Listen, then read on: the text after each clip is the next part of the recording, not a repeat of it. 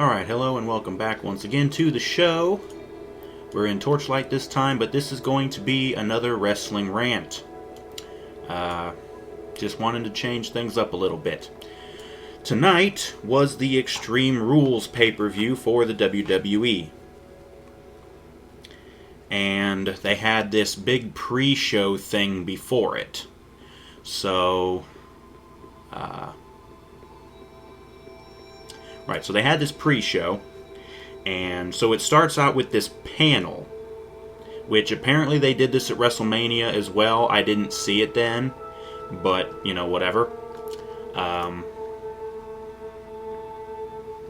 The panel consists of Mick Foley, Wade Barrett, Titus O'Neil, and Renee Young, who is the blonde backstage interviewer chick that they've had here recently. And Renee is essentially the host of this panel, so she's really the one asking the questions, asking the other members on the panel, and all that stuff. First of all, what happens on the pre-show is they show a recap of the Cena and Ryback feud. And it's the same video we've seen before. And this won't be the fucking last time we see this one either. Just letting you know. But anyways, we come back from that, and we come back to the panel, and Renee starts asking the panelists about the whole thing, and they get all their opinions on it, yada yada yada. We get another recap. This time it's of the feud between Triple H and Brock Lesnar.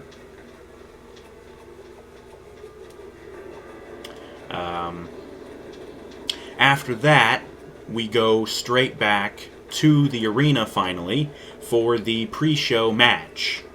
Cody Rhodes versus The Miz. And this match was decent. Some back and forth stuff. The ending was fairly decent, I would say. Miz and Rhodes both go back and forth, countering each other's moves.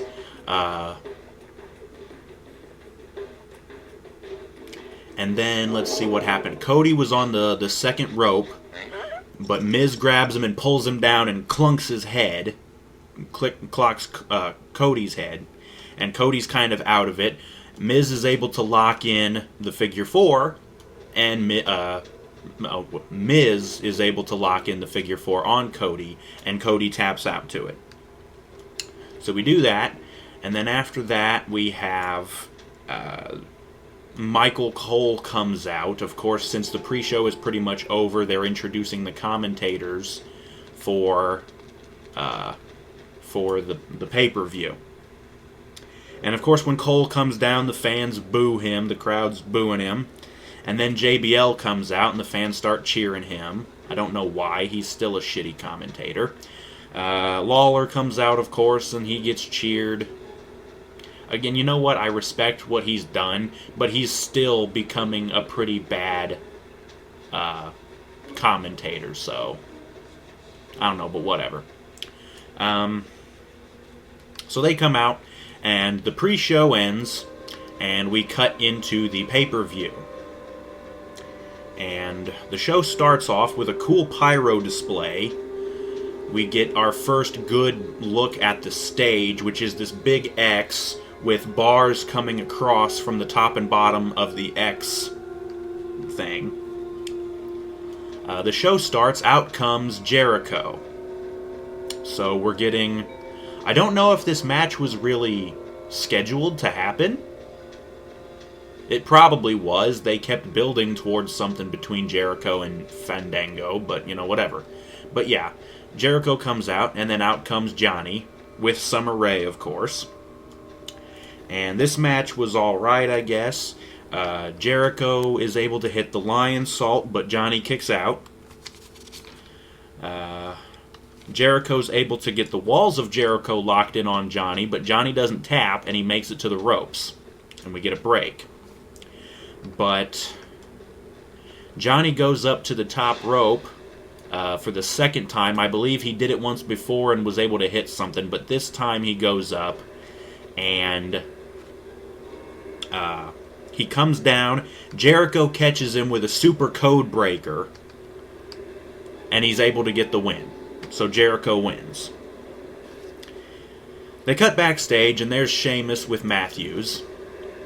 And Sheamus cuts a promo for his match later on with Mark Henry.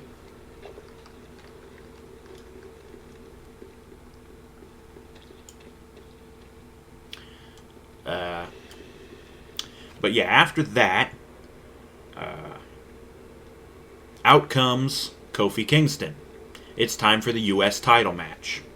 He gets in the ring, the Shield music hits, and all three members of the Shield start coming down one of the walkways, but they stop partway, and Rollins and Reigns kinda, slap Ambrose on the shoulder, and they're like, go get him, buddy, and whatever.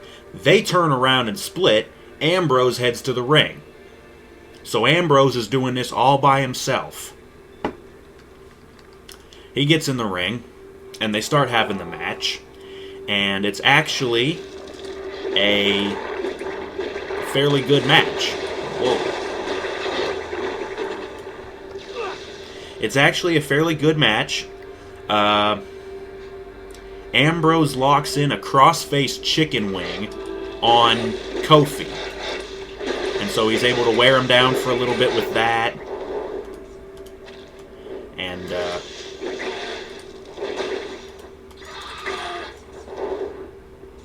so he wears him down with that.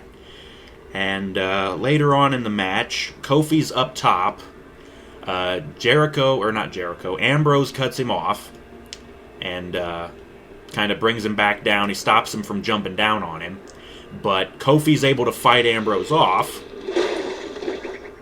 But it doesn't matter, because Ambrose gets back up, stops Kofi again, cinches him up, and hits a super double underhook suplex off the top rope. The match continues for a while until, let's see. Kofi hits the Trouble in Paradise once, but Ambrose falls out of the ring after it. So Kofi goes out, grabs him, picks him up, throws him back in the ring, tries to get the pin, but of course, after all that time, he can't get the win. He hits the SOS, can't get the win with that. He goes for the Trouble in Paradise again, Ambrose ducks it, and Kofi ends up, as he misses, he flies into the ropes and gets kind of bounced off by the ropes. Ambrose picks him up, nails the headlock driver, and pins him. New U.S. champion, bitches. The Shield has now gotten its first gold.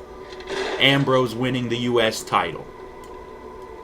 And after the match is over, Rollins and Reigns come down, and they celebrate with Ambrose. They hoist him up on their shoulders. It's all good, big celebration.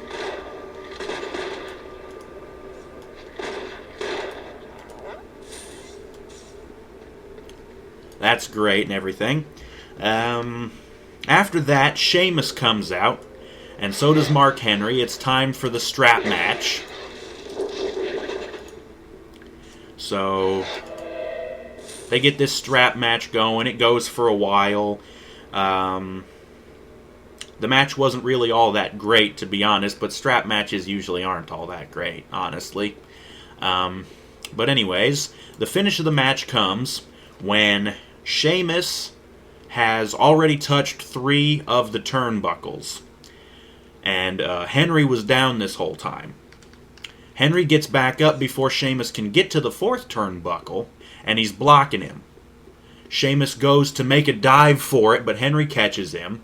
He goes to body slam Sheamus, but Sheamus gets out of it, and then Brogue kicks the fuck out of Henry, knocks him down, and Sheamus hits the 4th turnbuckle and wins. Really not all that great. We cut backstage, and AJ is talking on her phone with Ziggler. Ziggler's not there tonight. He's still concussed, so he can't show up, I guess. They're doing this, the lovey-dovey crap where they're like, you hang up first, no, you hang up first, no, you. Blah, blah. Caitlyn pops up, and she's, like, trying to get AJ the hell off the phone. And AJ's like, just a minute, I'm talking, and, blah, blah, blah. But anyways, Caitlyn, I'm trying to remember what Caitlyn says. She says something to AJ, and AJ looks back to her phone and says, I'll call you back. And she hangs up. And they start, talking to each other, and Caitlyn calls her Looney Tunes. And if you've been following, AJ hates being called crazy, or any variation thereof. So Caitlyn calls her Looney Tunes. She says, call me that again. And I think Caitlyn goes into the Porky Pig, that's all, he does that. She does that, sorry. She says that, and I think Caitlyn at this point had already brought up that AJ went to, I think it was Vicky Guerrero, and said that she's too distraught over Ziggler being hurt. She can't possibly compete right now. So we're not having the Divas title match, even though, they've hyped up to it, all this other stuff. But anyway, so they're talking to each other, and they're getting into it. And then finally, Caitlyn says something that pisses AJ off. I think it was the Porky Pig thing. And they finally start fighting. And the Bellas are standing back there, and I think so was... it was Tamina. So it's Tamina and the Bellas are standing back there, and they're not stopping them. They're letting them fight. Finally, the referees and some security or whatever, they come up and they pull AJ and Caitlyn apart. And I'm like, well, it's a damn shame we don't get to see this match, because it looks like the both of them really wanted to go. And it's also a shame because they wasted a lot of the damn time on this pay-per-view. It was 3 hours, pretty much. They wasted a lot of time on more recaps. So I'm like, why couldn't we just have AJ and Caitlyn have a match? They could have had a nice 10, maybe 15-minute match. We could have gotten a decent Diva title match for once. No, of course not. We can't let the Divas do anything good. But anyways, so after that segment finishes, they cut back to the ring, and out comes Swagger. It's time for the I Quit match between him and Del Rio. So Swagger's out, Del Rio comes out, and they start the... Well, actually, I gotta back up a second. On the way to the ring, Swagger on his way to the ring, Coulter starts talking, and he's talking a bunch of shit about, the government and the IRS targeting the Tea Party people and all this other stuff, and blaming the crowd. You people ain't doing anything, it's your fault.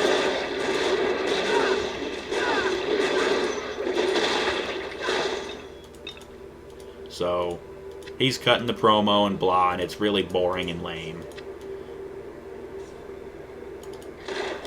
But, so finally after that, Del Rio comes out, and we start having our match finally. The match goes for a while. They're beating the hell out of each other. They're using kendo sticks and all this other stuff to try and get each other to quit. They're not quitting.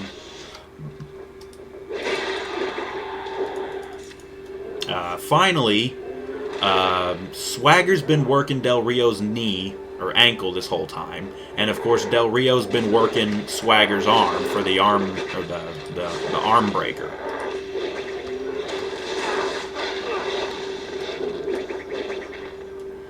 But yeah, so they've been working each other.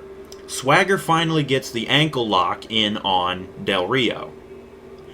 And finally, after waiting for frickin' ever since he started using the ankle lock in the first place, Swagger finally decides to grapevine the sumbitch, like Kurt Angle used to do.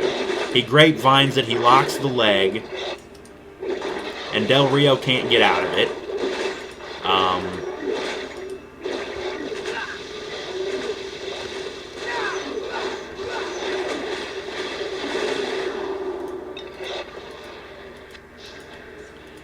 but Del Rio can't get out of it.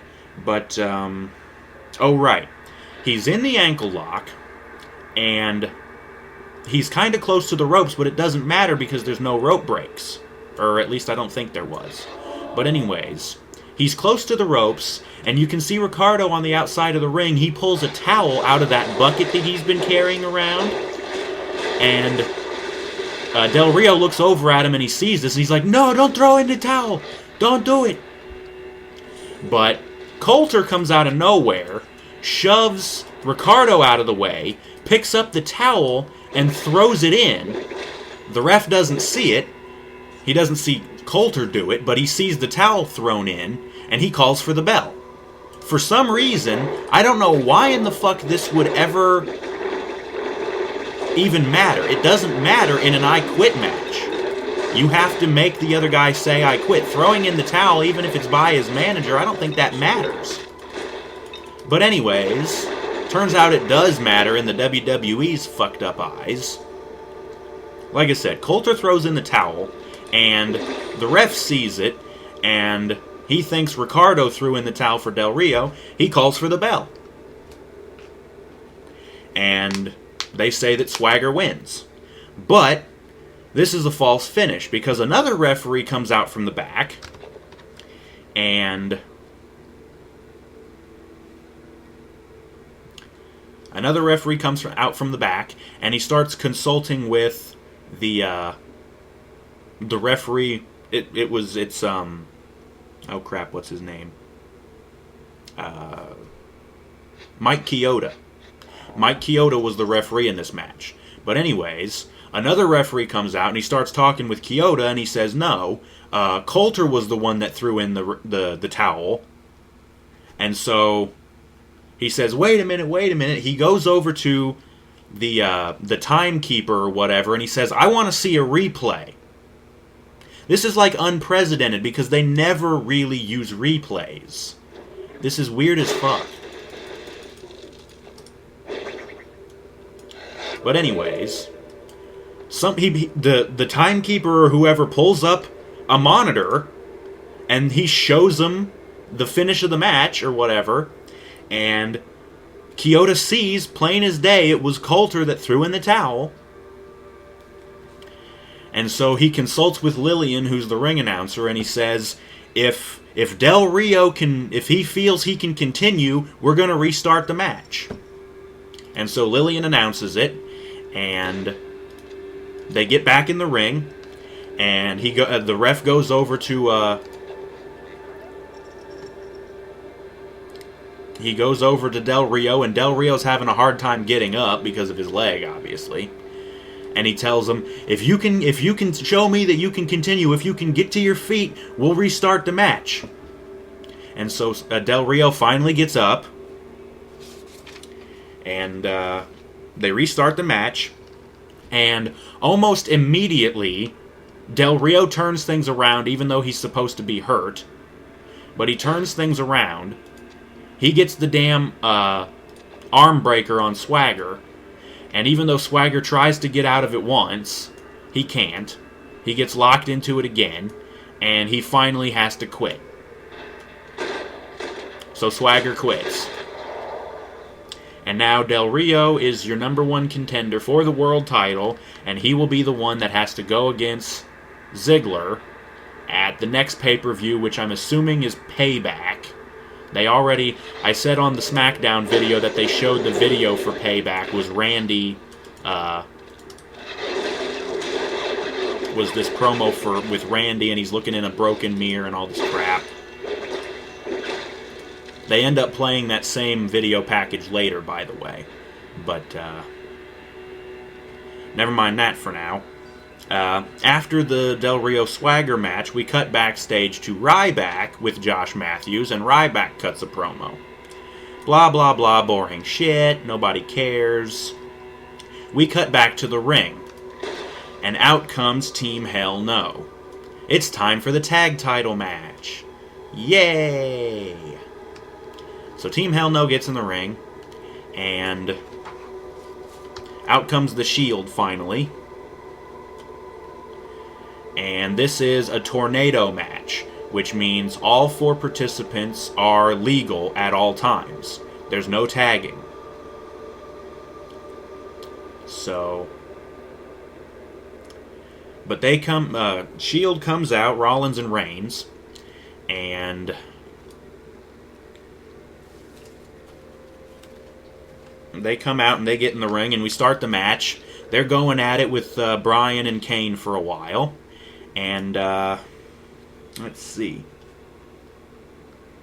Didn't really pick up too many big spots from this match, aside from the finish, which was, let's see, Kane got knocked out of the ring. Or no, I think Bryan got knocked, no. Yeah, it was Kane. Kane got knocked out of the ring, and Bryan is left in the ring with Rollins and Reigns. And Reigns picks... what happened to Kane was he got speared for the 2nd time in this match by Reigns. So Kane's out of the ring. Reigns picks up Daniel Bryan, gets him up on his shoulders for the Burning Hammer, which, if you don't know, it's an inverted Death Valley driver. He basically picks him up for a torture rack. So he's got him up on his shoulders. Rollins, meanwhile, gets on the top rope, comes down with this flying knee, and he hit this flying knee on Kane, I think, earlier, or somebody. But anyways, Rollins comes down off the top rope, hits Bryan with this flying knee, and then Reigns just kind of dumps him over and drops Bryan on his head, so I guess it's this big combo move. It looked like a good finisher to me. But anyways, Reigns pins Bryan. We got new tag team champions.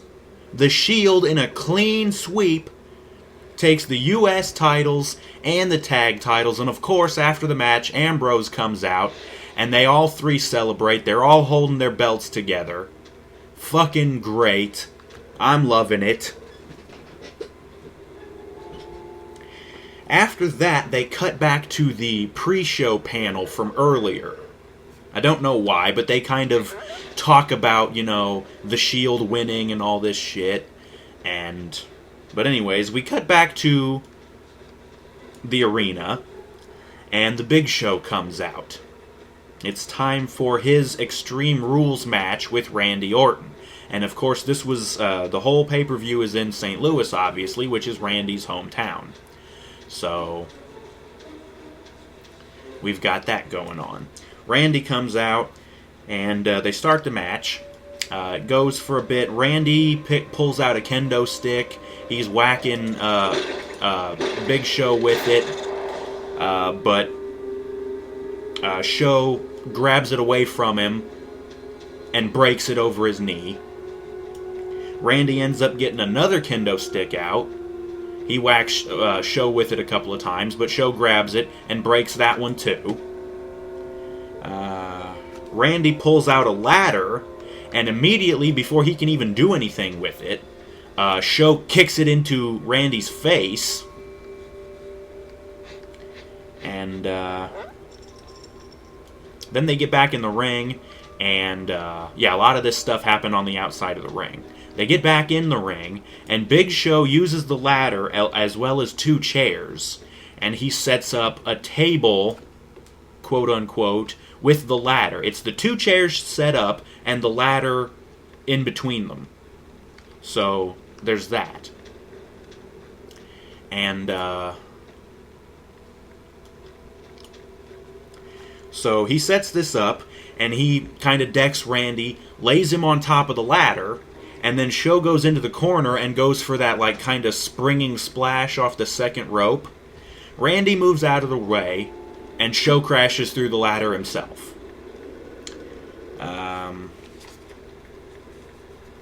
Randy starts making his comeback. He hits an RKO, but Show kicks out of it.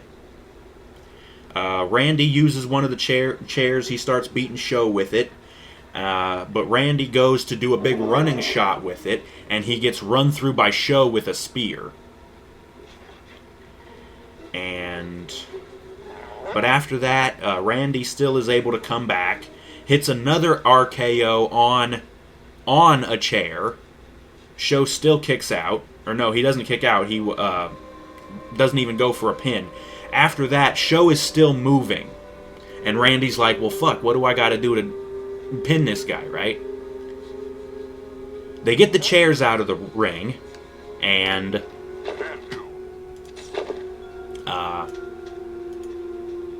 they get the chairs out of the way. Show's down in the corner, and Randy's looking at him, and then he looks at the crowd, and he's like, He backs into the opposite corner, and I'm like, holy fuck, he's going for the punt kick.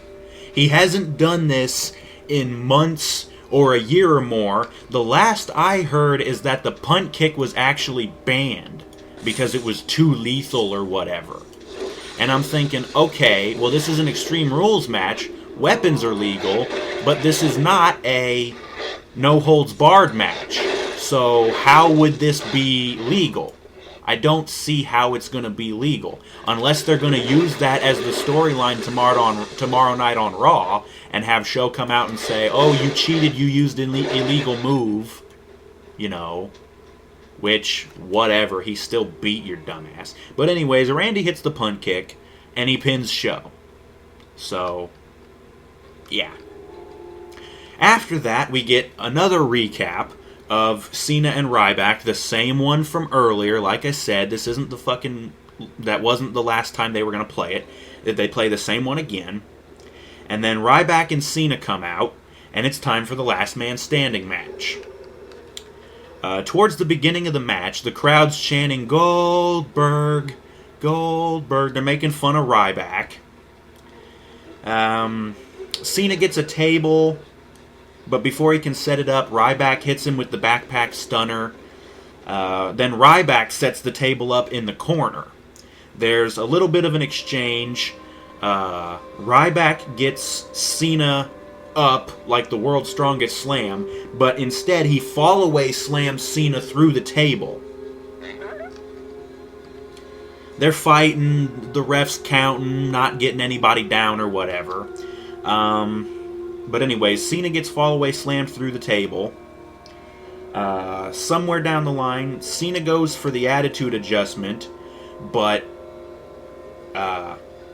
Ryback gets out of it, shoves Cena into the ropes, and then spears him on the way back. Ryback was able to lift Cena up, like deadlift him up, and powerbomb him. And so there's that. But then Cena was able to powerbomb Ryback. I think what it was is, Ryback was going for another powerbomb like the regular way. He picks him up, gets him down like the pedigree or whatever, and then picks him up. But Cena slipped out the back door, kicks Ryback, he powerbombs Ryback. Again, the referee's counting. He isn't able to get anybody down for the 10 count, whatever. Ryback's in the corner, and Cena comes charging at him. It looks like he was going to go for a monkey flip or that horrible Hurricane Rana he's done. But instead, what he ends up doing is locking in this weird hold. He's got like a body scissors on Ryback, and he's got his arms around the back of Ryback's head, and he's like pulling it forward. And the commentators described it as like a weird sleeper variation. And I'm looking at this like, this wouldn't put anybody to sleep. How the fuck does this even do anything? But anyways, whatever.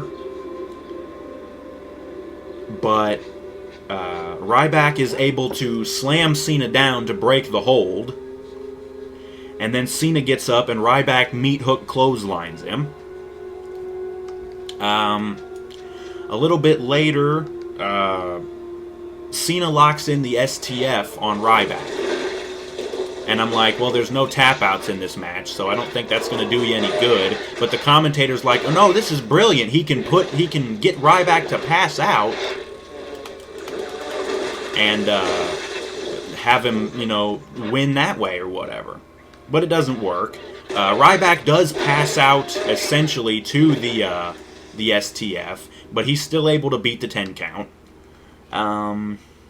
Cena gets another table, and they get it set up in the ring, And after a couple of counters, it looked like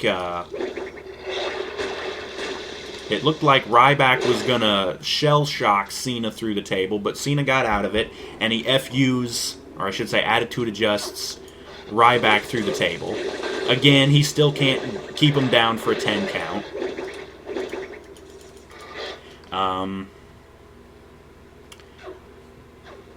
Cena goes up to the top rope, and Ryback catches him, cinches him up for the shell shock.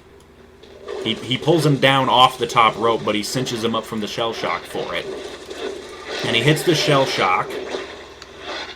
Still can't get a 10 count anywhere here. Ryback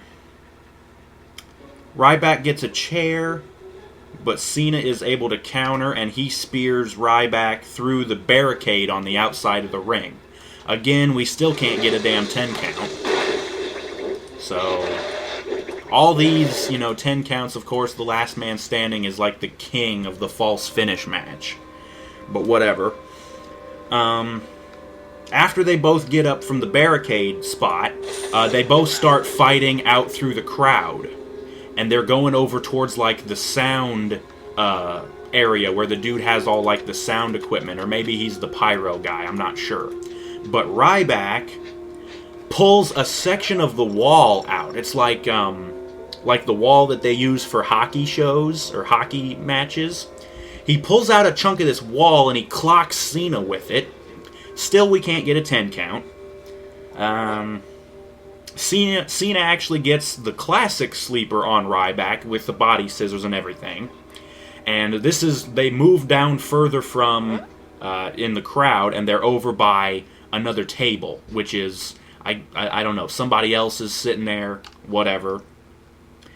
But he puts Ryback to sleep with this, and then he puts Ryback on the table, and then there's like a railing above that. Cena climbs up it, and he just kind of splashes down on Ryback through the table. Still, we can't get a 10 count.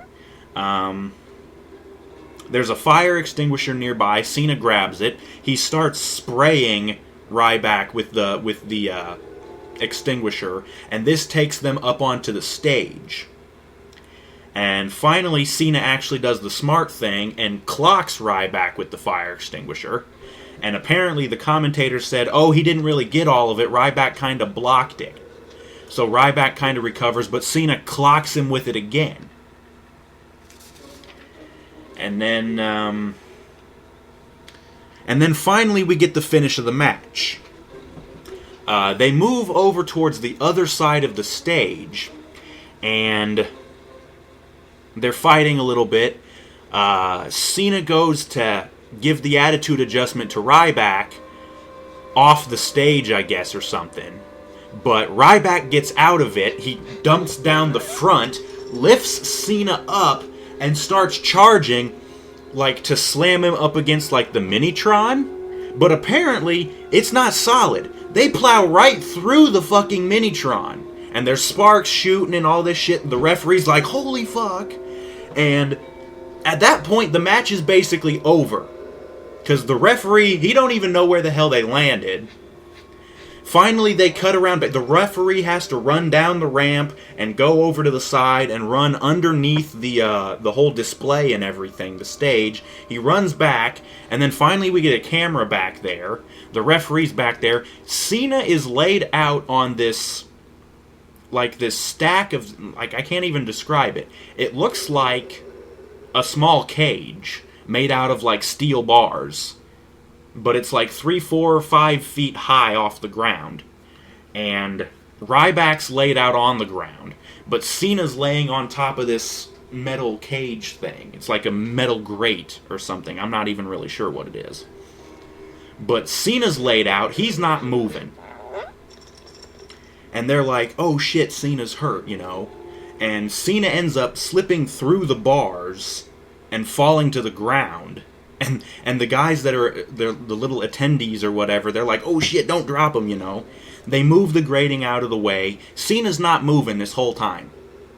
During the meantime, Ryback gets up, and one of the referees or somebody helps him off. Cena's still not moving. They have to call in a stretcher And they put a neck brace on him, they put him on the stretcher, they lift him up, and they have to stretcher Cena's punk ass the fuck out of there. So it seems like Ryback's okay, but Cena completely wiped out. So they don't really say somebody won the match. The match just kind of ends, and there's no official announcement. And I'm thinking, Ryback killed him. Ryback wins. There's no doubt about it. I mean, crap. Cena was down for minutes. Never mind 10 seconds. I'd say Ryback wins. We didn't get a ruling, and it looks like Cena's seriously hurt now. Like, if that Achilles tendon wasn't enough, you know. If that Achilles tendon thing wasn't enough, it looks like Cena's really messed up now. So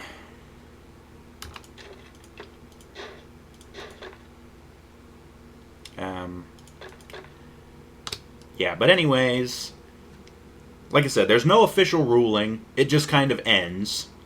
And we're left to wonder, you know, what the fuck.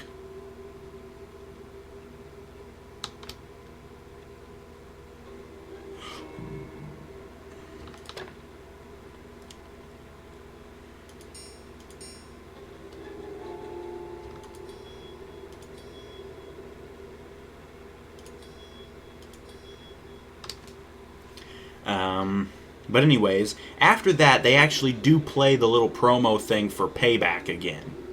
And it's the same thing with Randy and the whispering voices.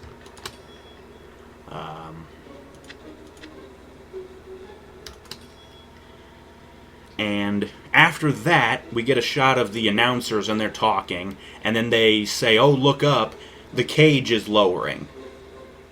And it's a new cage, apparently. Instead of having 2 sections to each side, there's 3 sections.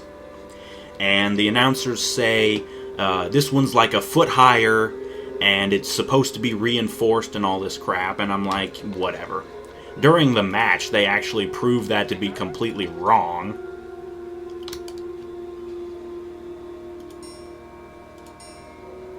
But anyways,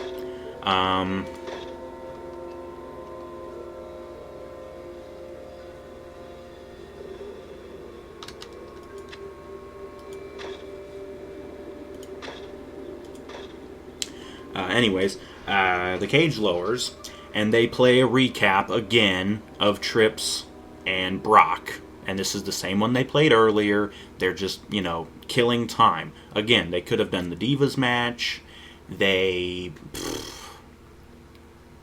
Anything. Stop wasting our frickin' time. But anyways, they finally get done with the damn recap. And out comes Lesnar. And of course, he's in his MMA gear and everything, whatever. Triple H comes out, and he's all decked out in black. He's wearing the black trunks, knee pads, elbow pads, and he's got the black wrist tape again, like Raw. Or no, wait. What actually happens is, as Lesnar's coming out, he gets to the ring, and out of nowhere, Triple H decks him from behind. So Trip jumps him. He clocks Heyman. Heyman goes down. Trip picks Brock up, throws him in the ring. They start fighting. Triple H has a kind of a big flurry at the beginning, but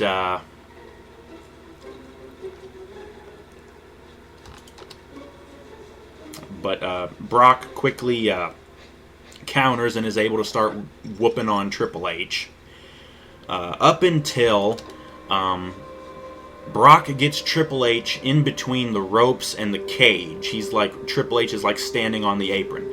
Brock hits the opposite ropes and comes charging at Triple H, jumps up for like a high knee, but Triple H jumps out of he dives out of the way, and Brock bangs his knee on the cage, and he goes down in a crumpled heap. He's like, oh fuck, my knee. He's like, he's obviously hurt. And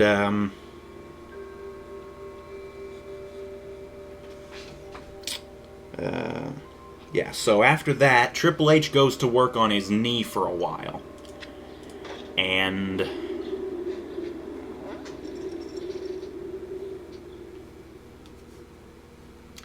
so Triple H is working on Brock's knee.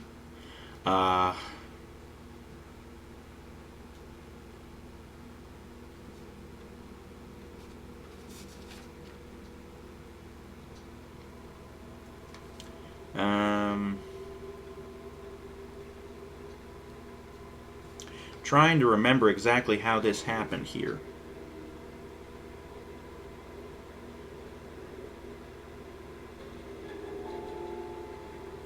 Triple H was working on Brock, and I think he had... Oh, right, okay. Now I remember. Brock is down, and Heyman's over by the cage door. And Tripp starts moving towards the door like he wants to get out. Heyman throws the damn referee out of the way, and he slams the freaking door into Triple H's head. So Trips goes down. Brock is able to pick him up and hit the F5, but Triple H kicks out. And Brock tells Heyman, "Get me a chair." Heyman goes over, grabs a chair, throws it in the ring, and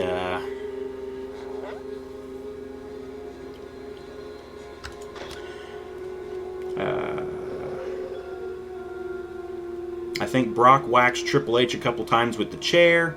He goes for the F5 again, but his knee buckles. Of course, his knee is still hurting. Triple H has been working the fuck out of it the whole match. So Brock's knee buckles. Triple H gets out of it, and he uses the chair against Brock. He gets Brock down, and he locks in the figure 4. Brock won't tap, but he's screaming in pain. He's able to flip it over and reverse the pressure, and they finally break it up. Brock tries to climb out of the cage, and I'm thinking, well, this is dumb with a bum knee. But he's mainly using his other leg to kind of hop out, and he grabs onto the top of the cage, and he's like pulling with his arms, again, to take the pressure off of his leg. He's almost out, but his bad leg is dangling inside the cage. Tripp grabs the chair and smacks the leg with the chair, and Brock howls in pain, of course, falls back into the ring, and so the match continues.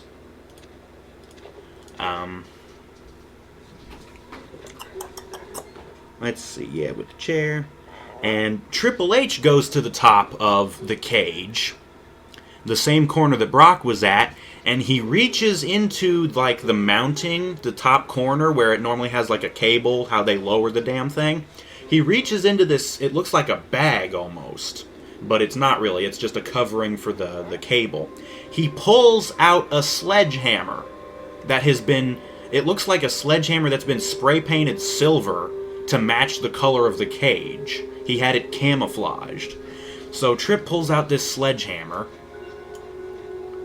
and he pulls out this sledge,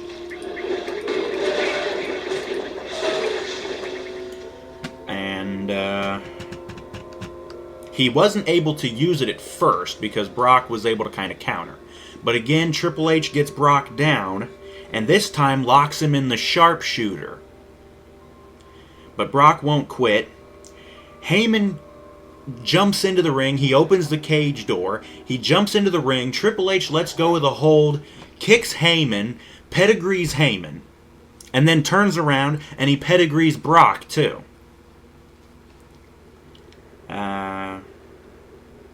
But Brock kicks out. Trips grabs the sledgehammer. He's going to use it on Brock, but Heyman comes from behind, low blows Triple H. So Tripp drops the sledge. He's down. Brock grabs the hammer, the sledgehammer, and he just full-on clocks Triple H upside the head with it. And Triple H goes down. He's out, like completely knocked out. Brock's kind of taunting for a couple of seconds. And I'm like, why don't you just pin him? He's out. Even the commentators are like, pin him, Brock. End this already. And I'm like, please end this, because nobody gives a fuck anyways. But anyways, Brock finally goes back over to Triple H's limp carcass, and he hasn't been moving at all. Triple H is out. Brock picks him up, gets him up on his shoulders. Even with his bum knee, he's able to F5 him again. And he pins him and wins. Brock beats Triple H in the cage. So whatever. Brock grabs the sledgehammer and he lays it on Triple H's chest and drops Triple H's, lays Triple H's arms crossed over the sledgehammer. And that's how he leaves him. Brock and Heyman, they get out of the cage. They leave. They go up to the stage and kind of celebrate a little bit, whatever. That's pretty much where the show ends. Essentially, it doesn't really end yet, because back in the ring, about a minute or two later, after Triple H finally comes to, he's dazed. He doesn't know what the hell happened. He finally gets up. The referees help him to the back, and his music starts playing. I'm like, why the fuck is they playing his music? He didn't win. Fuck him. He got his ass kicked.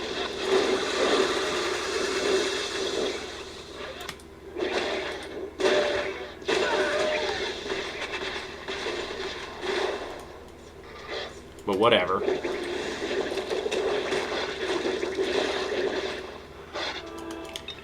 So Triple H gets up, whatever. Before that, they cut back to the pre-show panel, which is apparently the post-show panel, because apparently they also did this at WrestleMania. It wasn't the same people at WrestleMania, but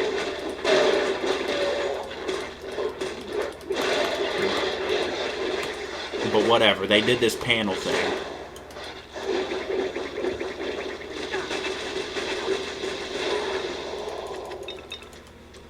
Anyways, but then they cut back and Triple H finally comes around, they help him out, and his music hits and all this crap, and the show finally ends. So, that was Extreme Rules. Overall, I would say this pay-per-view was...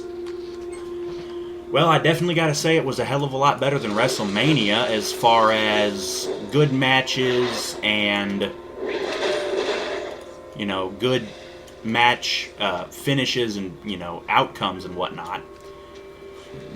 I'm bummed that Fandango couldn't beat Jericho and just prove that he's better. It's like, seriously, Jericho, you need to put the kid over. You're on your way out at this point anyways. You might as well put somebody over on the way out. But whatever. The Shield won. New US champ, new tag champs. I couldn't be more happy about that. I was fucking stoked when they won. Finally have something to be happy about. But, that was Extreme Rules 2013 from St. Louis. That was it, I guess. We'll see you tomorrow night for Raw. We'll have to see what kind of fallout comes from this. So, we will see you tomorrow night for Raw. We'll see you then.